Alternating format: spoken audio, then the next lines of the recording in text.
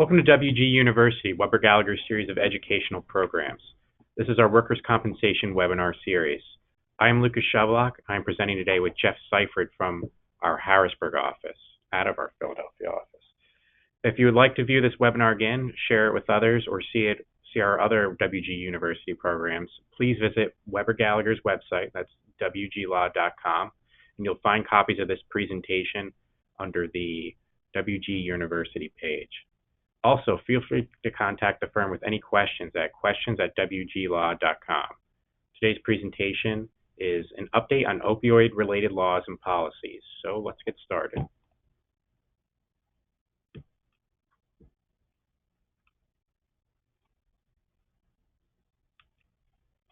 So just to get started with this opioid epidemic presentation, we're going to talk about some background information, a lot of things that you might already know, as well as some statistics.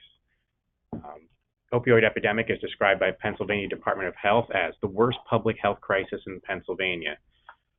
Over 2 million opioid prescriptions have been prescribed alone in Philadelphia County in 2017, 2.4 million in Allegheny County in 2017. PA is the third highest state in the nation for percentage of workers who become long-term opioid users. Problem that I'm sure we're all too familiar with.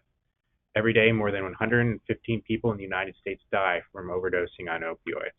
And statistically, Pennsylvania in 2016, there were slightly over 4,600 deaths, which averaged out to 13 people per day in Pennsylvania dying from opioid overdoses. So as you know, earlier in this year, there have been a number of legislative efforts to introduce evidence-based prescription guidelines, and these type of guidelines were aimed to really address all prescriptions that were going to be prescribed through the workers' compensation system in Pennsylvania. Over the course of that legislation, it never passed. So instead, what we have now are Governor Wolf introduced opioid guidelines to suggest how opioids should be prescribed in the context of a workers' compensation claim. And just as a background, there was a bill that passed the legislature. However, Governor Wolf vetoed it and instead came out with what he refers to as guidelines. There's currently a bill in the Senate, which we're going to talk about, but Governor Wolf and his administration publish these guidelines, and they are encouraging the legislature to adopt these guidelines as law. So as you can see, these are guidelines that are aimed at healthcare providers who have the opportunity to treat injured workers. The guidelines have a couple goals that have been delineated. Promote delivery of safe, quality healthcare to injured workers.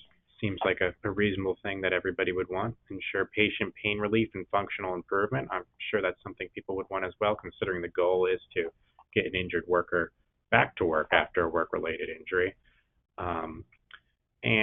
These are going to be guidelines that are used in conjunction with other treatment guidelines, not in lieu of other recommended treatments. So as you know, various organizations have treatment guidelines that are established for healthcare providers, especially within the realm of opioids, and we've seen an uptick of that within the recent years, given the publicity of the opioid epidemic.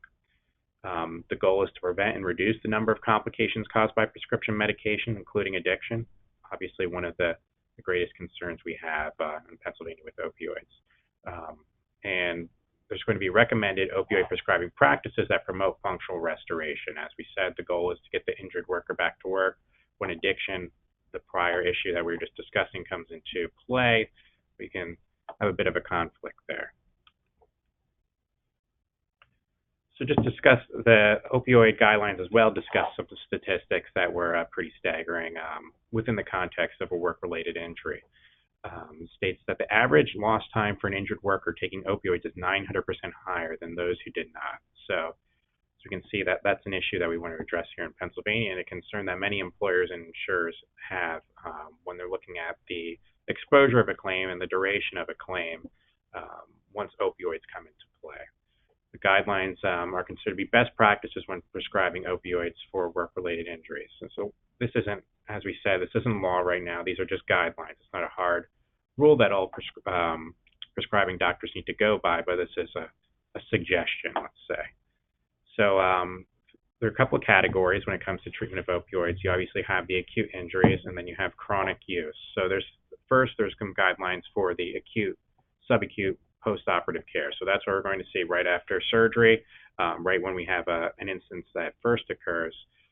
Someone goes in, they see their panel provider, how those opioids should be used or should not be used in certain contexts. The goal is to promote the use of anti-inflammatories, muscle relaxers, and other non-opioid drugs such as gabapentin. So basically other drugs that can be used to treat pain, discomfort from physical injuries that someone might experience in lieu of opioids. So what does that mean? That means we're not going to jump to opioids right away. The first time you walk in the door, you say you sprained, strained a muscle.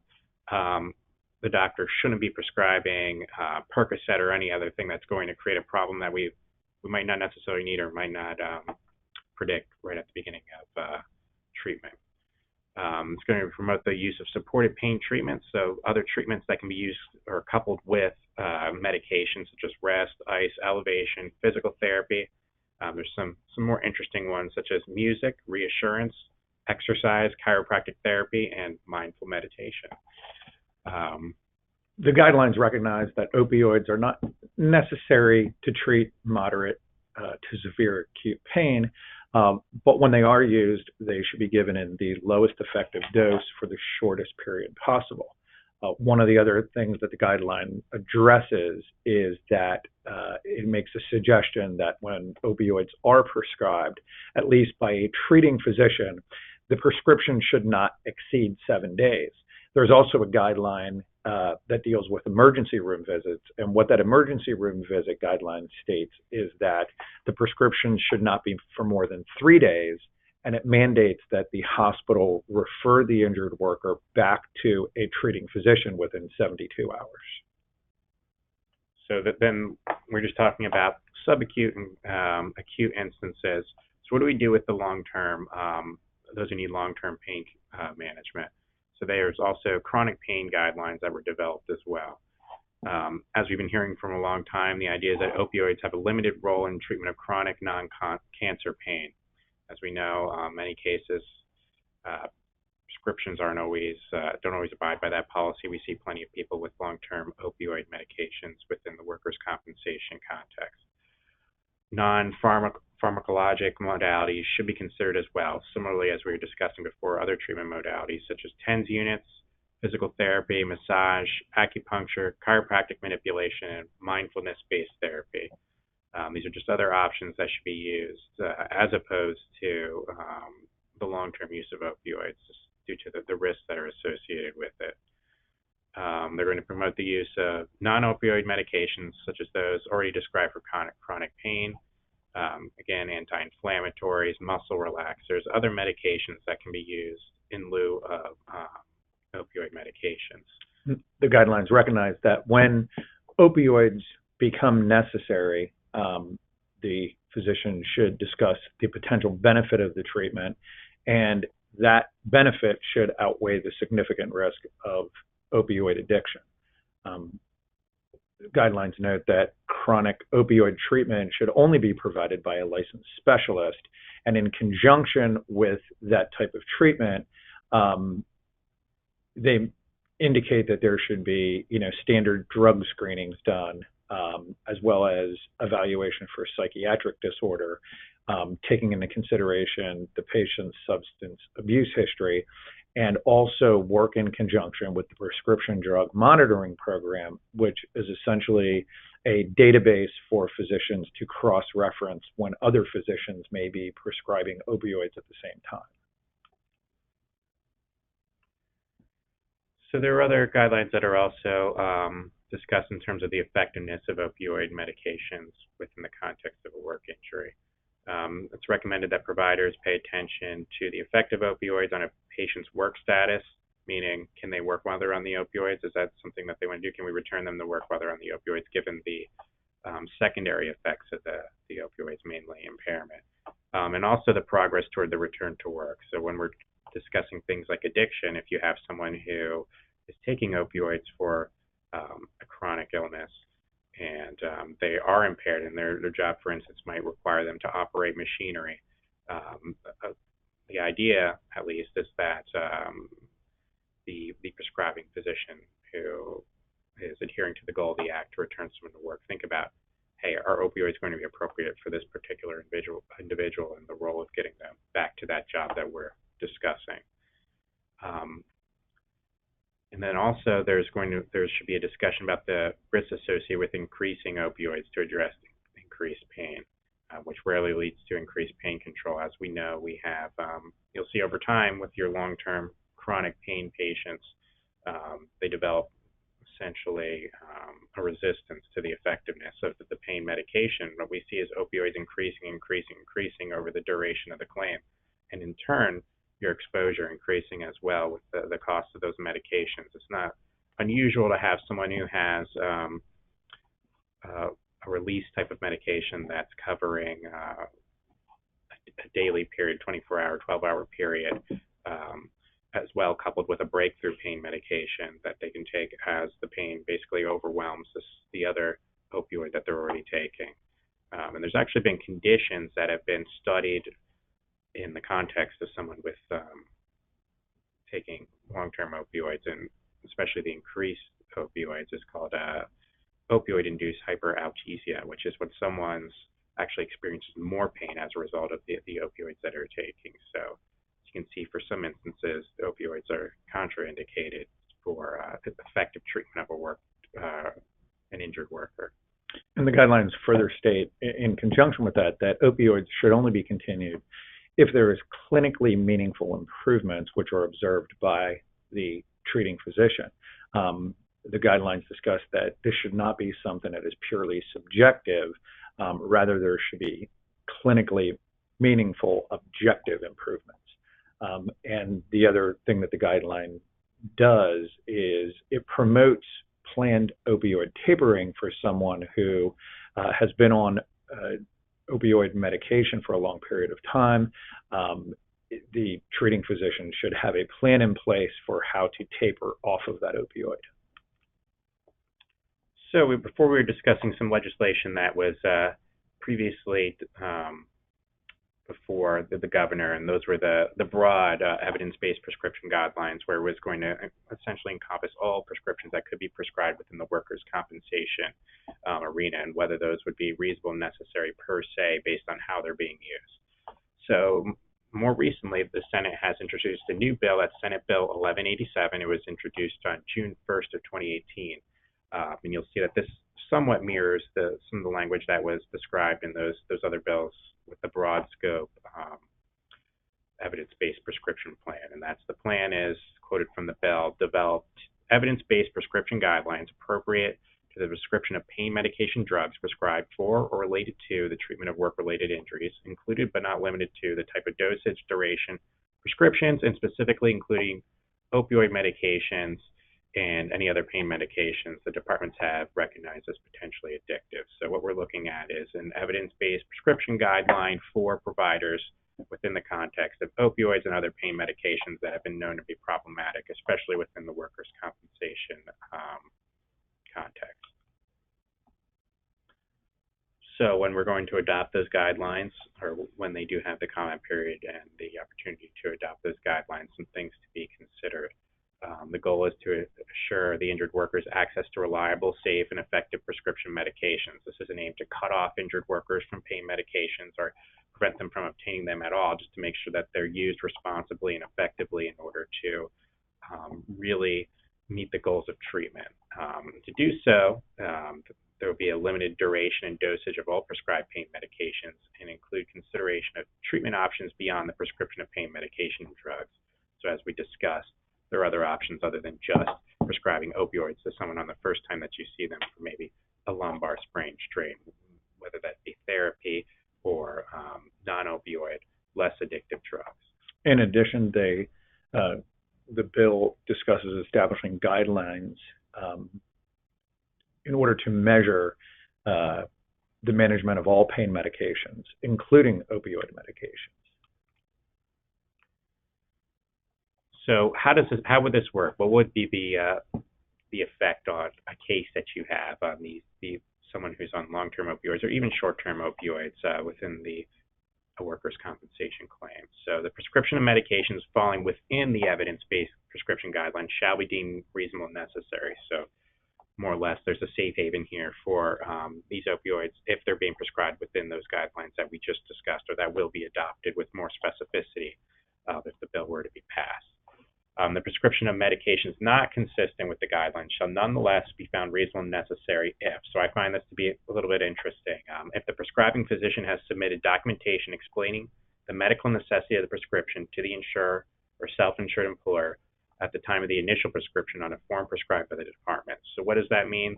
That means if you have someone who is prescribing outside those guidelines, say for a chronic patient who does have those increased dosages that seem to keep increasing, what the physician will have to do is they'll just complete an additional form. We don't know what that's going to be, but at some point we'll potentially see it that says, hey, I'm going outside the guidelines, but it's appropriate for this situation. Then you will have to pay for it. And you will have to pay for it based upon the physician's explanation of medical necessity, unless you are able to subject it to a utilization review and it's determined not to be reasonable and necessary by those standards. Essentially, what Senate Bill 1187 does with opioid medications is it is attempting to make some objective rules for physicians and insurance carriers to go by in order to determine whether or not ongoing opioid prescriptions are reasonable and necessary, rather than using what to date has really been a subjective standard. So now just going off into the area that you, or the tool you have in a claim to really attack opioids that may seem to be going outside the guidelines or beyond what is reasonable and necessary, and that is the utilization review process. I'm sure you're familiar with filing a utilization review request on a particular provider based on treatment that you're seeing prescribed. So the utilization review allows an employer to challenge treatment and determine whether it's reasonable and necessary. So that's what we're looking at, just whether it's reasonable and necessary. And it's more or less a peer review process where another provider within the same specialty will review the treatment and the medical records and make a determination. Use the utilization review request. Either you or your counsel can initiate the process now via WICAS by identifying the provider and the type of treatment that you want to be addressed, as well as a specific time frame. It allows for prospective review as well. And one thing to note, when you have a bill, when you're expecting a bill, you might want to note this as well, to challenge specific bills so they fall within the scope of that particular review that you're dealing with. They must be filed within 30 days of receipt of the bill. So it's always good to have them time-stamped and ready to go. So what happens? You start the utilization review process as we discussed via request. Then you have the peer review process where you have a URO, which is these organizations that are licensed by the Commonwealth to perform a utilization review. Essentially what they're doing is they're going to contact the provider who's subject to the review. They're going to gather the records. They're going to provide it to a peer reviewer, another physician within the same specialty, who's then going to perform a review, which is just a records review, flipping through the records. And then they normally cite to standards within their particular field that will address whatever treatment is targeted by the review. And then they render a determination whether it is reasonable and necessary. You typically see a chart that breaks everything down in the specific modalities or types of treatments that are being utilized by the provider under review, and as well as the durations and whether it's reasonable and necessary for the time that is caught within the review period, or maybe whether it's reasonable and necessary going forward. The process, if you're not satisfied with the outcome of the review, you can file a petition to review, which is going to then push that matter to the workers' compensation judge. This is a de novo review where the judge is going to look at all the evidence that the parties present, not bound by the particular prior determination. So what does that mean? That means that the claimant's normally going to present their treating provider, while you as the employer have the opportunity to maybe obtain a records review or go on a report of a prior medical expert that has already reviewed this treatment or is familiar with the treatment and the prescriptions that are involved. One thing important to note about utilization reviews is that they are provider specific, meaning if two doctors are in the same practice and you file a utilization review against Dr. Smith because he's prescribing opioid medication, and the utilization review is done against Dr. Smith, the very same person in that practice may begin to provide similar prescriptions, and the utilization review does not work against another provider in the same practice. It has to be a specific doctor. So you do see some occasions where one doctor in a practice has a utilization review filed against him or her, and after the utilization review is filed, they pass off the patient to another doctor within that same practice, and they continue the same type of treatment. A utilization review is not going to prevent that from happening. So we're discussing, as you know, with opioids, there's high costs associated with that, high exposures. In Pennsylvania, Act 16 has Pennsylvania's Medical Marijuana Act that was passed on April 17, 2016. So what that does is for specific qualifying conditions, it's going to allow someone to get a medical marijuana approval or a card. And what we're seeing in certain cases is when this is looked at alongside of opioid treatment, that it's a nice alternative, at least from a cost perspective, to some of the very expensive opioids, especially when we're talking non-generic. I have a few cases now where someone's non-generic and the cost per month are in up to the tens of thousands in just opioids alone.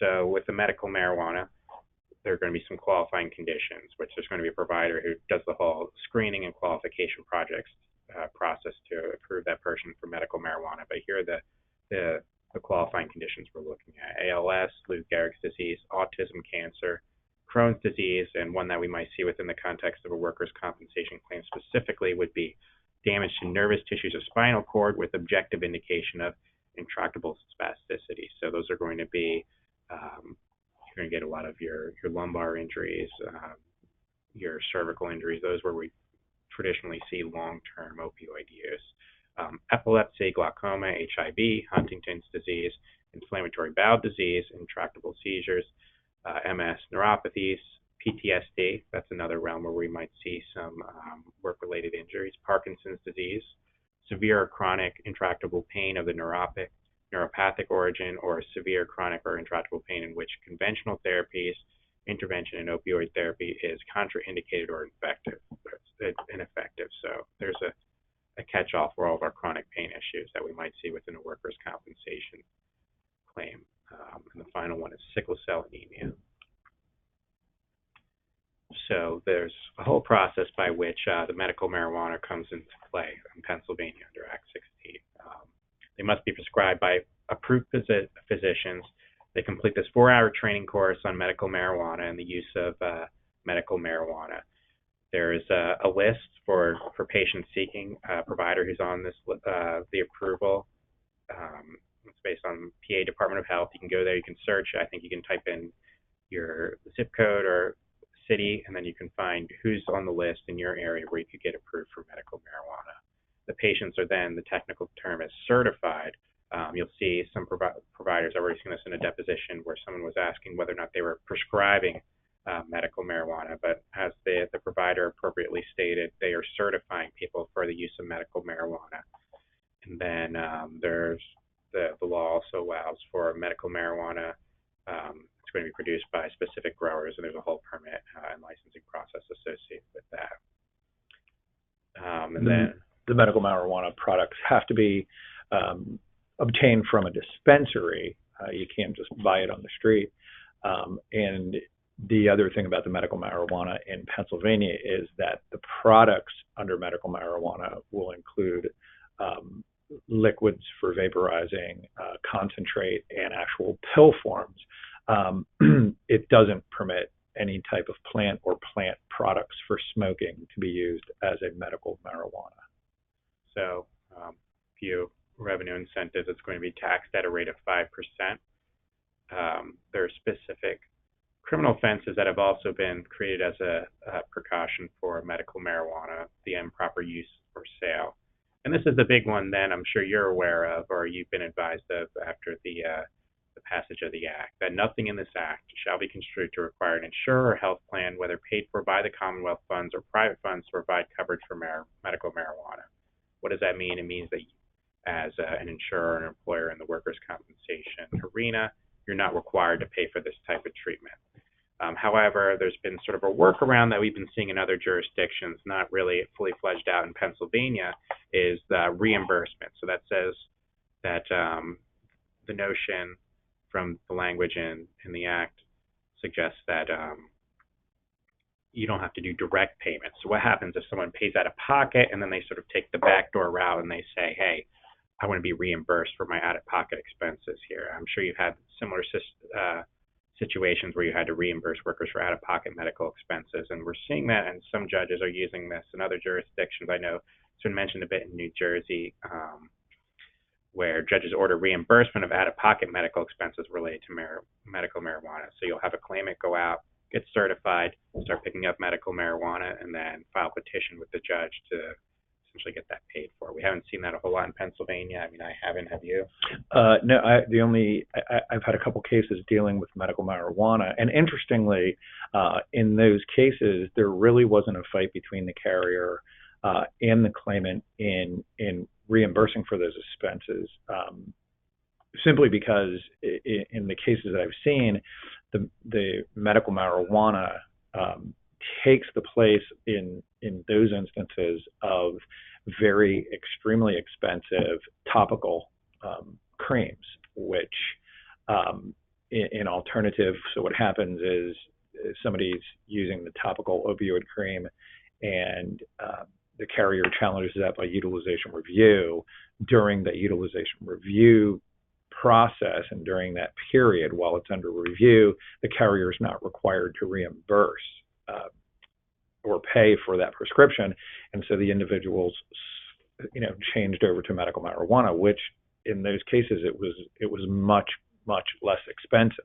So it actually benefited the carrier rather than challenge it to say they were not responsible for the reimbursement.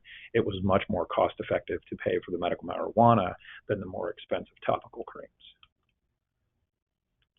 So there's some employment provisions of the Act that might also be relevant to you.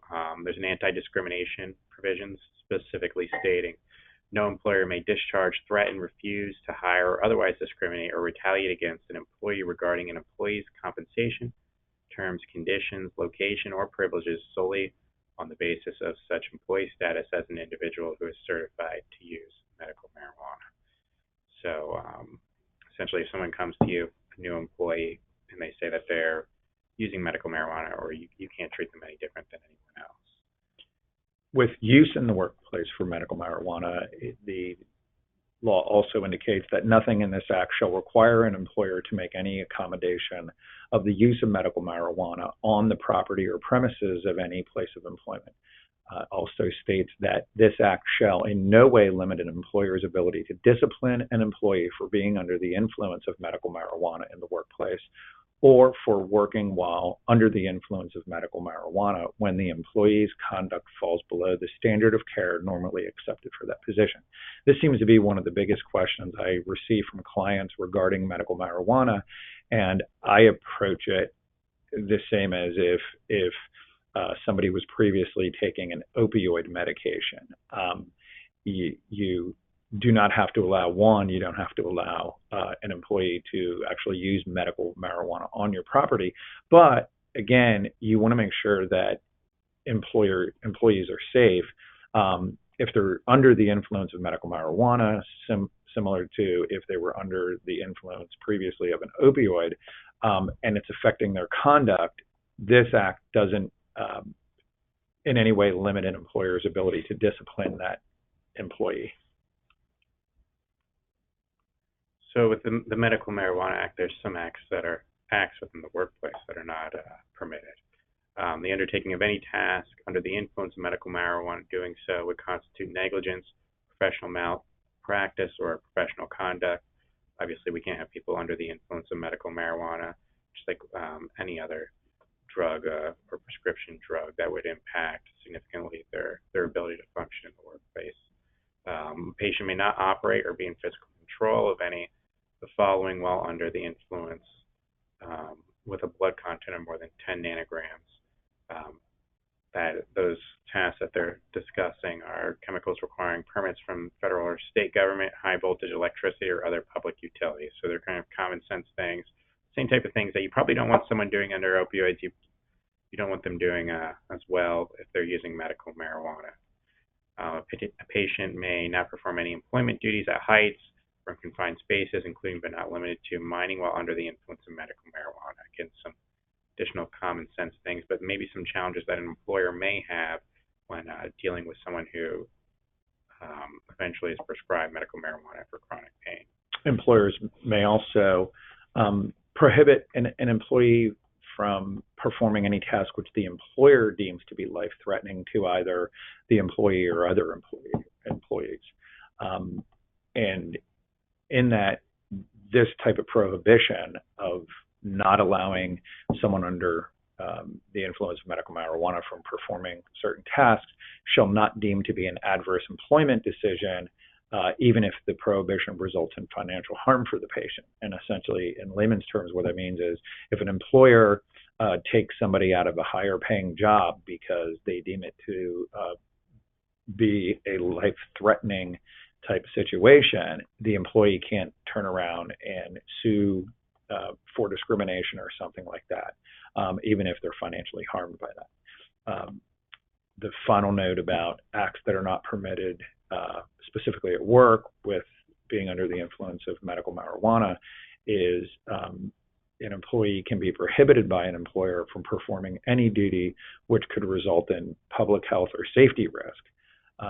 And again, the same provision applies there, that even this type of prohibition, if it causes financial harm to the patient, it can't be deemed to be an adverse employment decision. So that brings us to the end of our presentation today. I hope that gives you an update as to what's going on with opioids in Pennsylvania within a workers' compensation claim, as well as some alternatives there, more precisely medical marijuana and how it might fit into your particular situations and how you want to handle an exposure of a long-term claim. So thank you for attending our webinar, an update on opioid-related laws and policies. You can learn more about this program and all other Weber Gallagher events at wglaw.com/wg-university. And you can always go back and re-review this presentation on the website. Thank you.